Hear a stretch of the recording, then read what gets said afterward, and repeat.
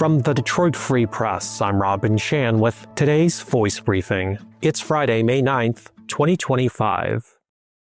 I'm Susan Tompor, and I'm a personal finance columnist at the Detroit Free Press. Starting May 12th, consumers should see a clear upfront price when they're shopping online for tickets to baseball games, summer concerts, hotel stays, and vacation rentals. No more wondering what you'll really end up paying until the very end of the deal. Hidden fees can be a huge problem for people who are trying to live within a budget. They essentially allow a business to hide the real cost for as long as possible and discourage true comparison shopping. The Federal Trade Commission voted 4-1 in late December to put these new rules into place. Some items, such as taxes, are not required to be included in that upfront cost, so you still will need to prepare yourself for the extra cost involved with taxes and some other fees. The Federal Trade Commission notes that the rule applies to any business that offers, displays, or advertises live event tickets or short-term lodging, including third-party platforms, resellers, and travel agents. Pre-recorded performances and film screenings are generally not viewed as live events. Consumers will still need to watch out for what a business might claim as a mandatory fee when it really isn't mandatory. Companies cannot misrepresent these fees.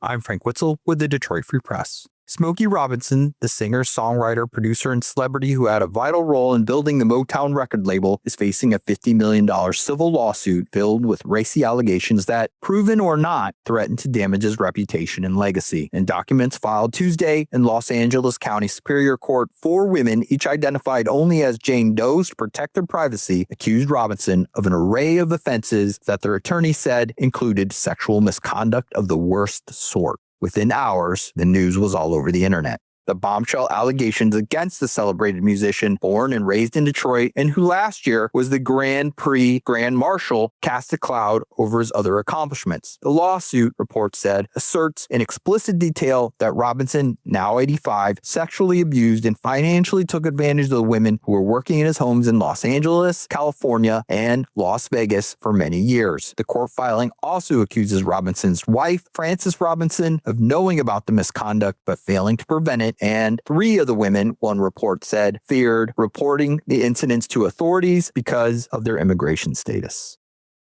This is Natalie Davies with the Detroit Free Press. Henry and Clara Ford's legacy lives on not only through cars, but also through golf. In 1925, the Fords developed a golf course at 19th Hole Clubhouse as a private entertainment venue for their friends and executive employees. 100 years later, the National Park Service recognized the Dearborn Country Club on the National Register of Historic Places. The golf course is a product of renowned golf course designer Donald Ross. In the Tudor Revival-style clubhouse is the design of infamous architect Albert Kahn, known for his work on the Fisher Building, among others, in Detroit.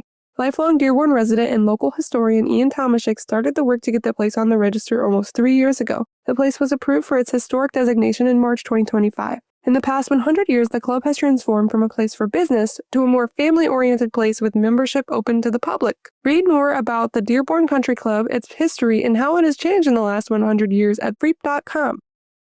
I'm Dante Bedingfield for the Detroit Free Press. Detroit Opera is going straight to the headlines for its latest subject. This weekend, the company will present the Central Park Five, composer Anthony Davis's Pulitzer Prize-winning adaptation of the true story of systemic discrimination and racial injustice that forever altered the lives of 5 young men in the late 1980s in New York City. Directed by Nataki Garrett, the Central Park Five follows the wrongful convictions of 5 African-American and Latino teenagers in the assault of a white female jogger in Central Park. After serving their sentences, they were later exonerated through DNA evidence. Their story has been told in Ken Burns' 2012 documentary The Central Park Five and Ava DuVernay's 2019 Netflix miniseries When They See Us. On Saturday, May 10th, their story will be told at the Detroit Opera House, and along with the 5 main characters, audiences will also recognize another key figure in the opera, President Donald Trump.